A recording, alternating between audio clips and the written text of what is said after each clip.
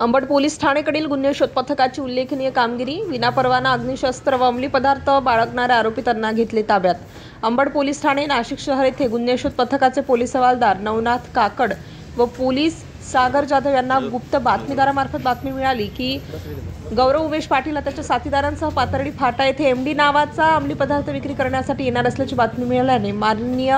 वरिष्ठांच्या मार्गदर्शनाखाली वरिष्ठ पोलीस निरीक्षक राकेश हांडे, पोलीस उपनिरीक्षक संदेश पाडवी, पोलीस उपनिरीक्षक झनक सिंग गुनावत व गुन्हे शोध पथकाचे पोलीस अंमलदार police Rahul Jagtap, police Sagar Jadhav, police अंमलदार समाधान शिंदे,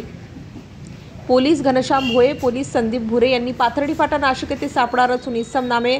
गौरव उमेश पाटील वय 25 वर्ष, योगेश हिरालाल मोधे वय 30 वर्ष, विजय सुनील कुमावत वय 23 वर्ष यांना 2 पंचासमक्ष समोर ताब्यात घेऊन त्यांच्याकडून एक अग्निशस्त्र, 2 जिवंत काडतूस व अंमली पदार्थ असा 96,000 रुपये किमतीचा मुद्देमाल जप्त करून त्यांच्या विरोधात अंबड पोलीस ठाणेस गुन्हा रजिस्टर क्रमांक 259/2025 भारतीय अग्निशस्त्र अधिनियम अंतर्गत गुन्हा दाखल करण्यात आला आहे.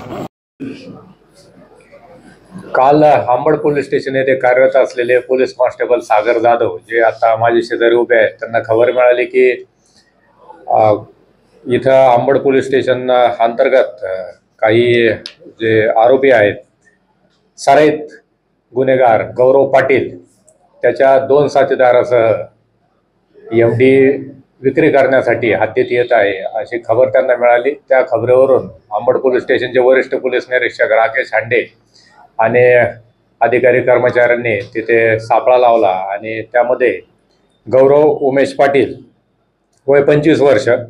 योगेश हिरालाल मोगे वय 30 वर्ष आणि विजय सुनील कुमावत वय 23 वर्ष अशा तिघांना अडवून त्यांची पंचासमक्ष झडती घेतली असता त्यांच्याकडे एमडी हे अंमली पदार्थ तसेच गौरव पाटील याच्याकडे एक फायर आर्म अग्निशस्त्र आणि 2 काडतूस मिळून आले. त्याच्यावरून त्यांना ताब्यात घेतलं आहे, त्यांना अरेस्ट केली, गुन्हा आपण दाखल केला आहे आणि पुढील तपास चालू आहे. स्टार न्यूजसाठी मोहसिन पठाण, नाशिक.